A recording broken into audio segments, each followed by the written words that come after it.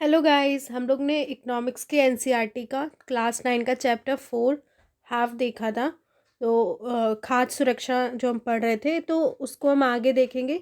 और इसके बाद ये हमारी क्लास 9 इकोनॉमिक्स की ख़त्म हो जाएगी, फिर हम क्लास 10 पढ़ेंगे। तो अब उसको देखते हैं चैप्टर को। तो हमने आधा पढ़ लिया था। उसके बाद हमें पढ़ना था बफर स्टॉक क्या है। देखिए, नाम से ही समझ में आ रहा है कि कुछ हम स्टॉक करके रख रहे हैं, ठीक है, किसी चीज़ का। तो क्या होता है बफर स्टॉक? भारतीय खाद्य निगम एफसीआई के माध्यम से सरकार द्वारा अधिप्राप्त अनाज, गेहूं और चावल का भंडार है।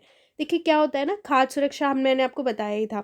तो खाद्य सुरक्षा बनी रहे, सबको अनाज उपलब्ध हो, इसके लिए देखिए क्या कर सकते हैं। मान लीजिए हर साल तो उत्पादन एक सा होता नहीं है।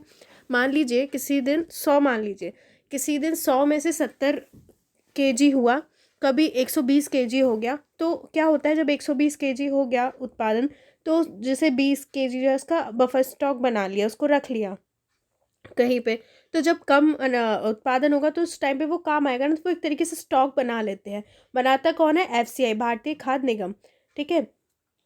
और अनाज, गेहूं, चावल का भारतीय खाद्य निगम अधिशेष उत्पादन वाले राज्यों में किसानों से गेहूं और चावल खरीदता है। वो क्या करता है, जो जिन राज्यों में क्या होता है ज़्यादा गेहूं चावल उत्पन्न होता है, वहाँ से खरीदता है।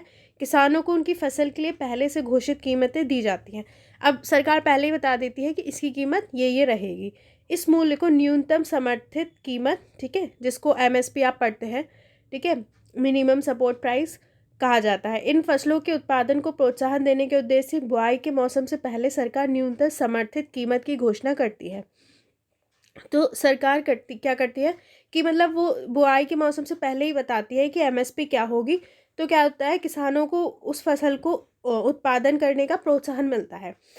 इसलिए एक चीज़ ये भी हो गई है कि अब ज़्यादातर किसान गेहूं, चावल, ये सारी चीज़ें ही ज़्यादा उगाते हैं, ठीक है। बाकी जिन चीज़ों पे एमएसपी नहीं मिलती है उनको कम उगाया जाता है। खरीदे हुए अनाज खाद्य भंडारों में रखे जाते हैं। जो सरकार अनाज खरीदती है उन्हें कहाँ रखती है? खाद्य भंडारों में, ठीक है। क्या आप जानते हैं कि सरकार बफर स्टॉक क्यों बनाती है? ऐसा कमी वाले क्षेत्रों में और समाज के गरीब वर्गों में बाजार कीमत से कम कीमत पर अनाज के वितरण के लिए किया जाता है। अब देखिए सरकार को क्या पड़ी है बफर स्टॉक बनाने की। वो कैसे क्या करती है कि जो गरीब लोग हैं उन लोगों को कम कीमत पे देती है, या फिर जिन क्षेत्रों में इतना उत्पादन नहीं हुआ है वहाँ पर देती है। इन कीमत को निर्गम कीमत भी कहते हैं। ये खराब मौसम में या फिर आपदा काल में अनाज की कमी की समस्या हल करने में भी मदद करता है। मैंने आपको बताया ना, जिस टाइम पर मान लीजिए कोई आपदा आई है, इतना उत्पादन नहीं हुआ है, खराब मौसम है, तो उस समय ये इसका यूज़ किया जाता है। अब देखिए सार्वजनिक वितरण प्रणाली क्या है। भारतीय खाद्य निगम द्वारा अधिप्राप्त अनाज को सरकार विनियमित राशन दुकानों के माध्यम से समाज के गरीब वर्गों में वितरित करती है। अब देखिए क्या होता है ना कि जो हमारा भारतीय खाद्य निगम है, उसको वो जो अनाज लेती है, खरीदती है, उसको क्या है सरकार क्या करती है, जो आपने देखी होंगी राशन की दुकानें होती है, उसके उससे गरीबों को वो बांट देती है कम कीमत में, ठीक है। इसे सार्वजनिक वितरण प्रणाली, पब्लिक डिस्ट्रीब्यूशन सिस्टम कहते हैं। अब अधिकांश क्षेत्रों, गांवों, कस्बों, शहरों में राशन की दुकानें हैं। अभी देखिए जैसे कि अभी एक आपदा आई है हमारे सामने, कोरोना की। तो उस टाइम पे सरकार ने काफ़ी महीनों तक फ्री राशन दिया है ना, यही इसी से ही, ठीक है, पीडीएस प्रणाली से। तो इस तरीके से सरकार काम करती है। देश भर में लगभग 5.5 लाख राशन की दुकानें, इतनी राशन की दुकानें हैं, आपको हर जगह मिलती हैं। राशन की दुकानें, जिन्हें उचित दर वाली दुकानें कहा जाता है। चीनी भंडार और खाना पकाने के लिए मिट्टी के तेल का भंडार होता है। तो फ्रेंड्स यहाँ पर क्या होता है, देखिए चीनी, खाना पकाने का जो मिट्टी का तेल होता है और खादा, उन सब का इन दुकानों पे भंडार होता है। ये सब बाजार कीमत से कम कीमत पर लोगों को बेचा जाता है। अभी क्या है, कम कीमत पर देते हैं, तो गरीब लोग क्या है खरीद पाते हैं। राशन कार्ड रखने वाला कोई भी परिवार प्रतिमाह इसकी एक अनुबंधित मात्रा, जैसे 35 किलोग्राम अनाज, 5 लीटर मिट्टी का तेल, 5 किलोग्राम चीनी आदि निकटवर्ती राशन की दुकान से खरीद सकता है, ठीक है। तो कितना हम ले सकते हैं इससे ये बता रहे हैं। कोई भी फैमिली पर मंथ क्या कर सकती है, 35 किलो अनाज, 5 लीटर मिट्टी का तेल और 5 किलोग्राम चीनी खरीद सकती है। अभी बताया राशन कार्ड 3 प्रकार के होते हैं। निर्धनों में भी, निर्धन लोगों के लिए अंत्योदय कार्ड, जो देखिए निर्धनों में भी बहुत निर्धन है उनके लिए होता है अंत्योदय कार्ड। निर्धनता रेखा से नीचे यानी BPL card, below poverty line. अन्य लोगों के लिए एपीएल कार्ड, ठीक है, अबव पॉवर्टी लाइन। अब यहाँ पर एक चित्र दिया हुआ है राशन कार्ड की दुकान का, आप देख सकते हैं, राशन राशन की दुकान का। अब इसके बाद देखेंगे, भारत में राशन व्यवस्था की शुरुआत बंगाल के अकाल की पृष्ठभूमि से 1940 के दशक में हुई। ठीक है, कब से स्टार्ट हुई थी ये वाली राशन की व्यवस्था? 1940 से। हरित क्रांति से पूर्व भारी खाद्यान्न संकट के कारण 60 के दशक के दौरान राशन प्रणाली पुनर्जीवित की गई। ठीक है, हरित क्रांति के बाद तो काफ़ी उत्पादन होने लगा। उससे पहले क्या था, काफ़ी खाद्य संकट आया, जिसके कारण क्या हुआ, 60 के दशक के दौरान फिर से राशन प्रणाली को पुनर्जीवित किया गया। अब हम इसकी बैक स्टोरी देख रहे हैं। गरीबों के उच्च स्तरों को ध्यान में रखते हुए 70 के दशक के मध्य एनएसएसओ की रिपोर्ट के अनुसार खाद्य संबंधी 3 महत्वपूर्ण अंतःक्षेप कार्यक्रम प्रारंभ किए गए। यहाँ पर ये बता रहे हैं कि जब 70 के दशक में एनएसएसओ की जो हमारी रिपोर्ट आई थी उसके अनुसार 3 कार्यक्रम स्टार्ट किए गए। पहला सार्वजनिक वितरण प्रणाली, जो पहले से ही थी लेकिन उसे और मजबूत किया गया। तो यहाँ पर ये बता रहे हैं कि तब सार्वजनिक वितरण प्रणाली को मजबूत किया गया। एकीकृत बाल विकास सेवाएं ICDS जो प्रायोगिक आधार पर 1975 में शुरू की गई, और काम के बदले अनाज, ठीक है, NFW 1977 से 78 में प्रारंभ। इन वर्षों में कई कार्यक्रम शुरू किए गए और कार्यक्रमों को चलाने के बढ़ते अनुभवों के आधार पर अन्य कार्यक्रमों का पुनर्गठन किया गया। अब देखिए, आप कहीं पर जैसे कि आप कोई आंसर राइटिंग कर रहे हैं, ऐसा आ रहा है कि हमारे यहाँ, तो फ्रेंड्स आप सॉरी फॉर डिस्टर्बेंस, इस आप जैसे कि मान लीजिए कोई आंसर आता है जिसमें पूछते हैं कि हमारे यहाँ खाद्यान्न संकट की प्रॉब्लम है, ये सब, तो आप ये सारी जो योजना है इन सबको मेंशन कर सकते हैं। ठीक है, या फिर कोई ऐसे में कर सकते हैं जैसे कि सार्वजनिक वितरण प्रणाली, एकीकृत बाल विकास सेवाएं या काम के बदले अनाज, ये वाले लिख सकते हैं। इन वर्षों में कई कई नए कार्यक्रम शुरू किए गए और कार्यक्रमों को चलाने के बढ़ते अनुभवों के आधार पर अन्य कार्यक्रमों का पुनर्गठन किया गया। वर्तमान में अनेक गरीबी उन्मूलन कार्यक्रम चल रहे हैं जो अधिकतम ग्रामीण क्षेत्रों में। अभी भी सरकार देखिए गरीबी खत्म करने के लिए बहुत सारे कार्यक्रम चलाती है, ज़्यादातर ग्रामीण क्षेत्रों में, क्योंकि वहाँ पर ज़्यादा गरीबी है। इनमें स्पष्ट रूप से घटक खाद भी है, जहाँ सार्वजनिक वितरण प्रणाली, दोपहर का भोजन आदि विशेष रूप से खाद्य की दृष्टि से सुरक्षा के कार्यक्रम है।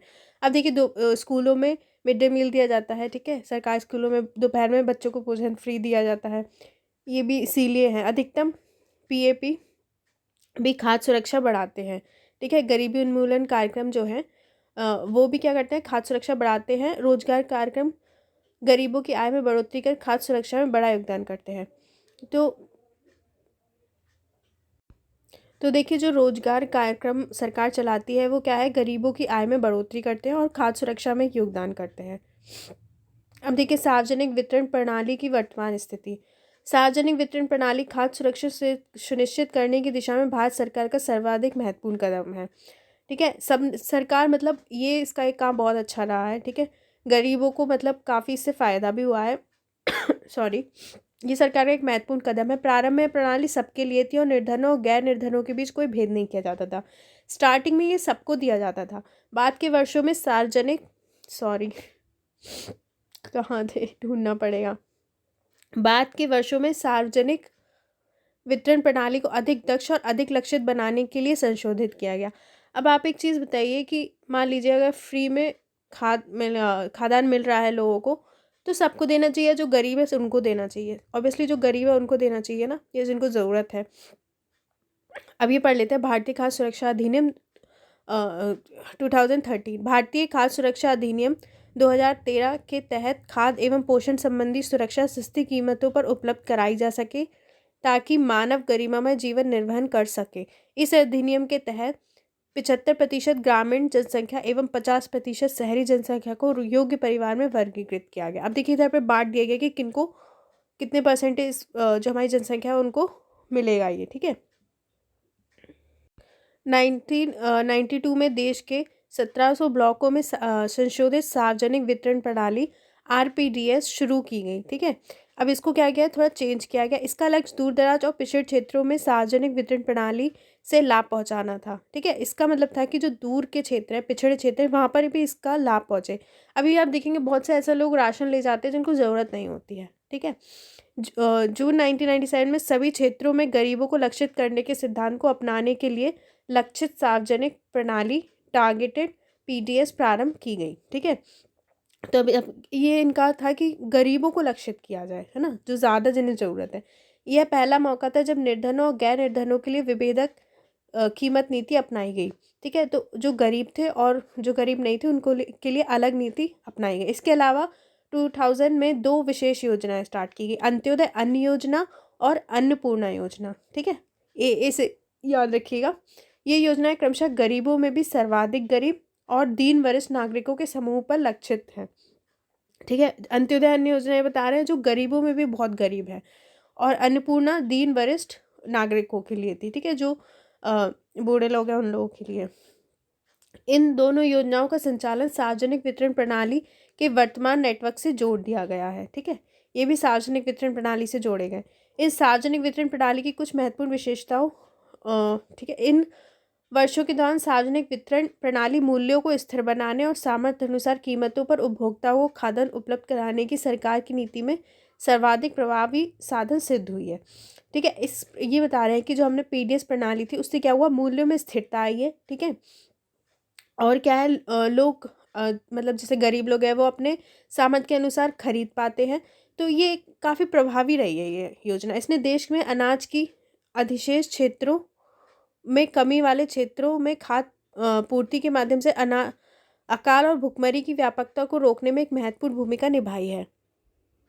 अब ये यहाँ पर ये बता रहे हैं कि देखिए देश में भी कई जगह पर ज़्यादा उत्पादन होता है और कहीं पे कम उत्पादन होता है। ठीक है, तो जहाँ कमी है वहाँ पर इन्होंने चीज़ों को प्रोवाइड कराया है। इस तरीके से इन्होंने काफ़ी भुखमरी को कम करने में काफ़ी बड़ी भूमिका निभाई है। अब यहाँ पर हमें एक चार्ट है दिया हुआ है, सार्वजनिक वितरण प्रणाली की कुछ महत्वपूर्ण विशेषताएं बताई हुई है। देखिए, सार्वजनिक वितरण प्रणाली 1992 तक थी, सर्वजनीन सबके लिए थी। गेहूं आप देख रहे हैं 2.35 और चावल 2.89 रुपये प्रति किलो मिल रहा था। ठीक है, संशोधित सार्वजनिक वितरण प्रणाली आप देख सकते हैं 1992 से आरंभ की गई। पिछड़े ब्लॉकों में 20 किलोग्राम खाद्यान्न आप देख सकते हैं रेट। लक्षित सार्वजनिक वितरण प्रणाली 1997 से निर्धन और गैर निर्धन बीपीएल और एपीएल के लिए अलग अलग थी। ठीक है, 35 किलोग्राम खाद्यान्न ले सकते थे। अंत्योदय अन्न योजना मतलब निर्धन गैर निर्धन और बीपीएल एपीएल के लिए अलग अलग विभेदित प्रणाली थी। ठीक है, अंत्योदय अन्न योजना 2002 में शुरू की गई, निर्धनों में भी सबसे निर्धन के लिए। अब देखिए 2 और 3 रुपए काफ़ी कम में इनको मिल रहा था, 35 किलोग्राम खाद्यान्न। अन्नपूर्णा योजना दीन वरिष्ठ नागरिकों के लिए थी, 2000 में शुरू की गई, 10 किलोग्राम खाद्यान्न निःशुल्क दे रहे थे इसमें। राष्ट्रीय खाद्य सुरक्षा अधिनियम 2013 में आया, योग्य परिवारों को 5 किलोग्राम प्रति व्यक्ति प्रति माह दिया गया। ठीक है, अभी देख सकते हैं गेहूँ 2 रुपये, चावल 3 रुपये, अनाज 1 रुपये। अब इसके अतिरिक्त आमतौर पर निर्धन परिवारों के पक्ष में कीमतों का संशोधन होता रहा। ठीक है, न्यूनतम समर्थित कीमत और अधिप्राप्ति ने खाद्यान्नों के उत्पादन की वृद्धि में योगदान दिया तथा कुछ क्षेत्रों में किसानों की आय सुरक्षा प्रदान की गई। तो फ्रेंड्स ये यहाँ पर बता रहे हैं कि एमएसपी की वजह से क्या हुआ, किसानों की भी आय में बढ़ोतरी हुई। ठीक है, और क्या हुआ, खाद्यान्न के उत्पादन में भी वृद्धि हुई। तथापि सार्वजनिक वितरण प्रणाली को अनेक आधारों पर कड़ी आलोचना का सामना करना पड़ा। अनाजों से ठसाठस भरे अनाज भंडारों के बावजूद भुखमरी की घटनाएं हो रही हैं। लेकिन अभी भी इसकी आलोचना इसलिए होती है कि ऐसा होता है कि अन्न भंडार भरे हैं लेकिन अभी भी भूख से लोग मर रहे हैं। ठीक है, बहुत जगह मरते हैं। एफसीआई के भंडार अनाज से भरे हैं, कहीं अनाज सड़ रहा है तो कुछ स्थानों पर चूहे अनाज खा रहे हैं। देखिए कहीं कहीं सड़ जाता है, चूहे खा जाते हैं, लेकिन गरीबों को क्यों नहीं मिल रहा है। ठीक है, केंद्रीय पूल में खाद्यान्न का स्टॉक इसकी अंतर को दर्शाती है। ठीक है, ये बता रहे हैं। अंत्योदय अन्न योजना के बारे में पढ़ लेते हैं। अंत्योदय अन्न योजना दिसंबर 2000 में शुरू की गई। कब शुरू की गई, 2000 में, याद रखिएगा। इस योजना के अंतर्गत लक्षित सार्वजनिक वितरण प्रणाली में आने वाले निर्धनता रेखा से नीचे के परिवारों में से 1 करोड़ लोगों की पहचान की गई। अंत्योदय अन्न योजना याद रखिए 2000 में, और लक्षित सार्वजनिक वितरण प्रणाली, ठीक है, टीपीडीएस के अंतर्गत जो गरीबी से भी नीचे हैं, ठीक है, निर्धनों में भी निर्धन लोगों के 1 करोड़ लोगों की पहचान की गई। संबंधित राज्य के ग्रामीण विकास विभागों ने गरीबी रेखा से नीचे के गरीब परिवारों को सर्वेक्षण के द्वारा चुना। ठीक है, राज्य के जो ग्रामीण विकास विभाग थे इन्होंने इनको मतलब परिवारों का सर्वेक्षण करके इनको चुना था। 2 रुपये प्रति किलोग्राम गेहूँ, 3 रुपये प्रति किलोग्राम 2 रुपये प्रति किलोग्राम गेहूँ और 3 रुपये प्रति किलोग्राम के अत्यधिक आर्थिक सहायता प्राप्त दर पर प्रत्येक पात्र परिवार को 25 किलोग्राम अनाज उपलब्ध कराया गया। अनाज की ये मात्रा अप्रैल 2002 में 25 किलोग्राम से बढ़कर 35 किलोग्राम कर दी गई। जून 2003 और अगस्त 2004 में इसे 50-50 लाख अतिरिक्त बीपीएल परिवारों को 2 बार जोड़े गए। इस सॉरी मेरी आज थोड़ी तबीयत ठीक नहीं है, तो इसलिए थोड़ा-सा बीच-बीच में मैं रुक रही हूँ। इस योजना में आने वाले परिवारों की संख्या 2 करोड़ हो गई, ठीक है? अब इनकी संख्या कितनी हो गई? 2 करोड़ हो गई। सहायकी सब्सिडी का भुगतान, जो सरकार द्वारा किसी उत्पादन को बाजार कीमत की अनुपूर्ति के लिए किया जाता है। सहायकी से घरेलू उत्पादकों के लिए ऊँची आय कायम रखते हुए उपभोक्ता कीमतों को कम किया जा सकता है। अब ये बता रहे हैं सब्सिडी क्या होता है। अब ये देखिए, जैसे कि क्या हुआ कि किसान ने कोई चीज़ मान लीजिए कि गेहूँ उगाया, ठीक है? गेहूँ अब 100 रुपए का ही मान लेते हैं, ठीक है? लेकिन गरीब लोग तो 100 में नहीं खरीद पाते हैं, तो सरकार किसानों से 100 में खरीदती है और लोगों को कितने में? मान लीजिए 30 रुपए में दे देती है। तो इससे क्या करता है, जो बीच का वो जो पैसा सरकार देती है उसे सब्सिडी बोलते हैं, ठीक है? अपनी तरफ से सहायता देती है। तो इससे क्या होता है, काफ़ी फ़ायदा होता है उत्पादकों को भी, उपभोक्ताओं को भी। अब ये यहाँ पर बता रहे हैं न्यूनतम बफर स्टॉक का स्तर एवं चावल और गेहूं के मानक, ये आप देख सकते हैं। अब हम आगे देखेंगे। वर्ष 2014 में एफसीआई के पास गेहूं और चावल का भंडार 65.2 करोड़ टन था, जो न्यूनतम बफर प्रतिमाह से बहुत अधिक था। अब देखिए, बता रहे हैं कि उसके पास काफ़ी ज़्यादा एफसीआई के पास भंडार था। किसी भी यह बफर स्टॉक प्रतिमानों से लगातार ऊंचा बना रहा। सरकार द्वारा शुरू की गई विभिन्न योजनाओं के अधीन खाद्यान्नों के वितरण के द्वारा स्थिति में सुधार हुआ, अनाज वितरण से हालत सुधरे, ठीक है? ये बता रहे हैं कि अब स्टॉक भी उनके पास ज़्यादा रहता है। इस बात पर आम सहमति है कि बफर स्टॉक का उच्च स्तर बेहद अवांछनीय है और ये बर्बादी भी है। लेकिन ये बता रहे हैं कि बहुत ज़्यादा स्टॉक रखते हैं तो लेकिन गरीबों को पूरा प्रॉपर नहीं मिलता है, तो ये सही नहीं है, ठीक है? ये एक तरीके से बर्बादी हो गई ना उसकी। विशाल खाद्य स्टॉक का भंडारण बर्बादी और अनाज की गुणवत्ता में ह्रास के अतिरिक्त उच्च रखरखाव लागत के लिए भी जिम्मेदार है। अगर बहुत ज़्यादा स्टॉक रख रहे हैं तो देखिए वो सड़ेगा, उसकी गुणवत्ता खराब होगी। हाल के हाल उत्पादन जो हुआ होता है वो ज़्यादा उसमें पोषण रहता है, समय के साथ उसका गुणवत्ता भी खराब होती है, उसको रखने में लागत भी लगती है। न्यूनतम समर्थित कीमत को कुछ वर्ष के लिए स्थिर रखने पर गंभीरता से विचार करना चाहिए। अब बार बार ये बोल रहे हैं कि अगर आप न्यूनतम समर्थित कीमत भी नहीं बढ़नी चाहिए, बीच में स्थिर भी रखनी चाहिए। वर्धित न्यूनतम समर्थित कीमत पर अनाज की अधिक खरीदारी प्रमुख अनाज उत्पादक राज्यों जैसे पंजाब, हरियाणा, आंध्र प्रदेश की ओर से डाले गए दबावों का नतीजा है। अब देखिए, सरकार को ना हर साल एमएसपी बढ़ाना पड़ता है, ठीक है? क्योंकि जो पंजाब, हरियाणा, आंध्र प्रदेश है वो सबसे ज़्यादा उत्पादन करते हैं इन सब का, चावल गेहूं का, तो वो उन पर दबाव डालते हैं किसान की हर साल कीमत बढ़ाई जाए। इसके अलावा चूँकि खरीदारी कुछ समृद्ध क्षेत्रों पंजाब, हरियाणा, पश्चिमी उत्तर प्रदेश, आंध्र प्रदेश और कुछ सीमा तक पश्चिम बंगाल के मुख्यतः 2 फसलों गेहूं और चावल तक सीमित है।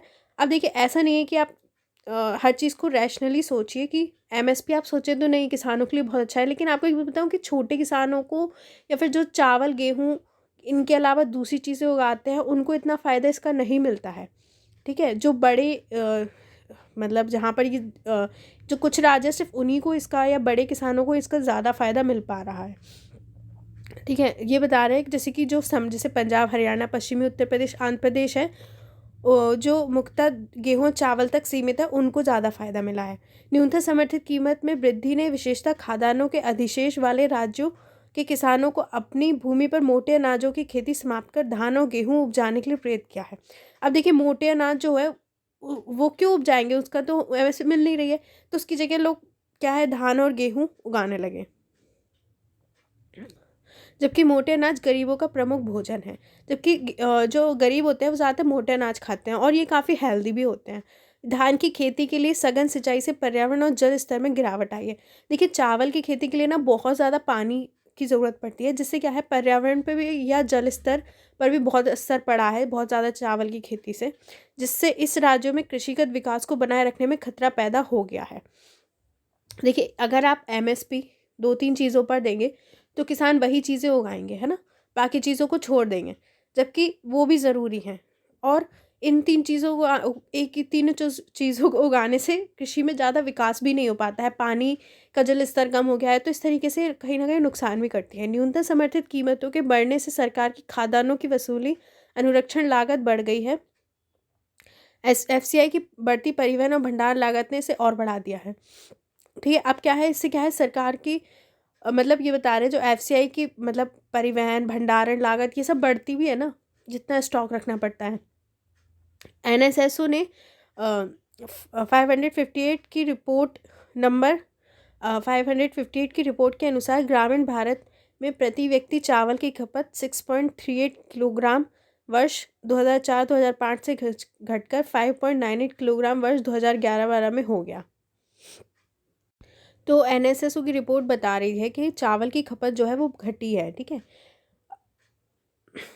नगरीय भारत में प्रति व्यक्ति प्रतिमाह चावल की खपत 4.71 किलोग्राम से घटकर 4.49 किलोग्राम 2011-12 में हो गया। प्रति व्यक्ति PDS चावल की खपत 2004-2005 से 2011-12 तक ग्रामीण भारत में दुगनी हुई है। लेकिन ग्रामीण भारत में क्या है, ये बता रहे हैं चावल की खपत दुगनी हुई है और नगरीय भारत में 66% बढ़ी है।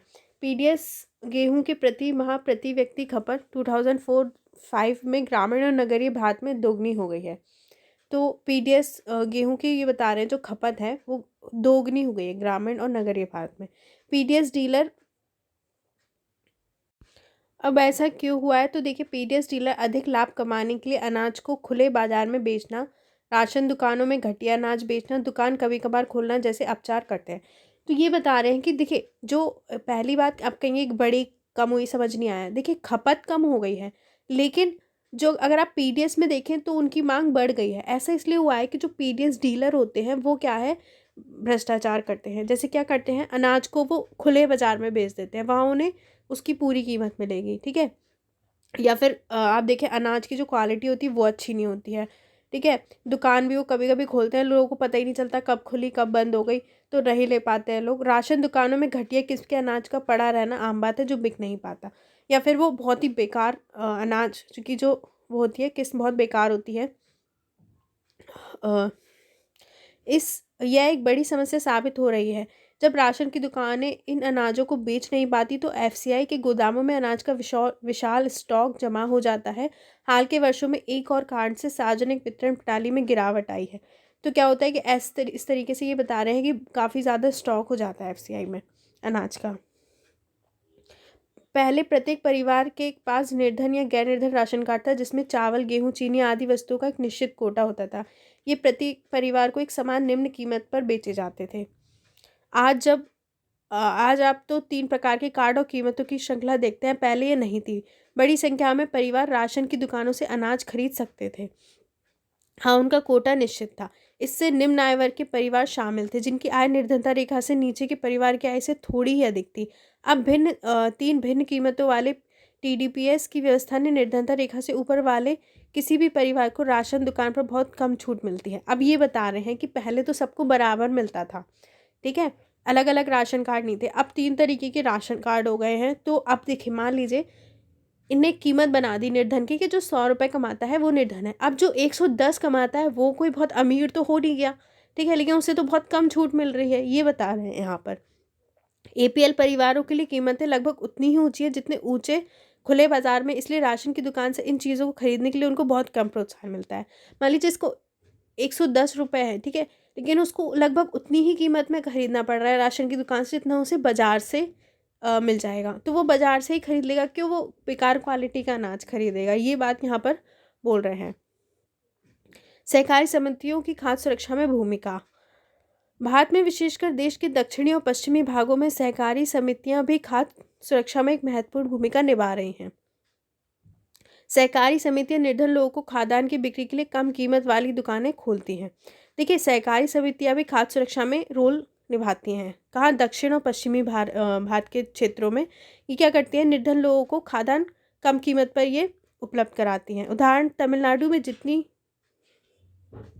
अब ये बता रहे हैं कि तमिलनाडु में जितनी राशन की दुकानें हैं उनमें से 94% सहकारी समितियां चला रही हैं। ठीक है, दिल्ली के मदर डेयरी उपभोक्ताओं को दिल्ली सरकार द्वारा निर्धारित नियंत्रण दरों पर दूध और सब्जियां उपलब्ध कराने में तेजी से प्रगति कर रही है। गुजरात, ये एग्जाम्पल्स बता रहे हैं, गुजरात में दूध और दुग्ध उत्पादों की अमूल एक और सफल सहकारी समिति का उदाहरण है। इससे देश में श्वेत क्रांति ला दी। तो अमूल ने क्या है, श्वेत क्रांति लाई थी, ये बता रहे हैं। देश में विभिन्न भागों में कार्यरत सहकारी समितियों के और अनेक उदाहरण जिन्होंने समाज के विभिन्न वर्गों के लिए खाद्य सुरक्षा सुनिश्चित कराई। तो ये बता रहे हैं कि जो सहकारी समितियाँ होती हैं वो भी मतलब कम कीमतों पर चीज़ें उपलब्ध करा रही हैं। इसी तरह महाराष्ट्र में academy of development science ADS ने विभिन्न क्षेत्रों में अनाज बैंकों की स्थापना के लिए गैर सरकारी संगठनों के नेटवर्क में सहायता की है। ठीक है, एग्जाम्पल्स है ये, आपको बस ऐसे ही पढ़ लेने हैं। एडीएस गैर सरकारी संगठनों के लिए खाद्य सुरक्षा के विषय में प्रशिक्षण और क्षमता निर्माण कार्यक्रम संचालित करती है। अनाज बैंक अब धीरे धीरे महाराष्ट्र के विभिन्न भागों में खुलते जा रहे हैं। एक अनाज बैंक खोलते हैं। अनाज बैंकों की स्थापना गैर सरकारी संगठनों के माध्यम से उन्हें फैलाने और खाद्य सुरक्षा पर सरकार की नीति को प्रभावित करने में एडीएस की कोशिश रंग ला रही है। एडीएस अनाज बैंक कार्यक्रम को एक सफल और एक नए प्रकार के खाद्य सुरक्षा कार्यक्रम के रूप में स्वीकृति मिली है। चलिए अब इसका सारांश भी बता देती हूँ चैप्टर का। देखिए, किसी देश में खाद्य सुरक्षा तब सुनिश्चित होती है जब उसके सभी नागरिकों को पोषक भोजन उपलब्ध हो। ठीक है, खाद्य सुरक्षा हमें कब होती है? जब सबको पोषक भोजन सबके पास हो। ठीक है, सभी व्यक्तियों के पास स्वीकार्य गुणवत्ता के खाद्य खरीदने की सामर्थ्य हो और भोजन तक पहुंचने में कोई अवरोध नहीं हो।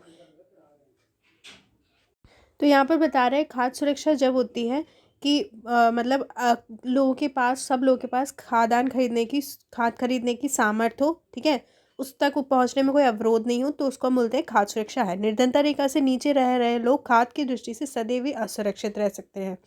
जो मतलब गरीब लोग हैं वो सबसे ज़्यादा असुरक्षित होते हैं, जबकि संपन्न लोग भी आपदाओं के समय खाद्य की सुरक्षा से असुरक्षित हो सकते हैं।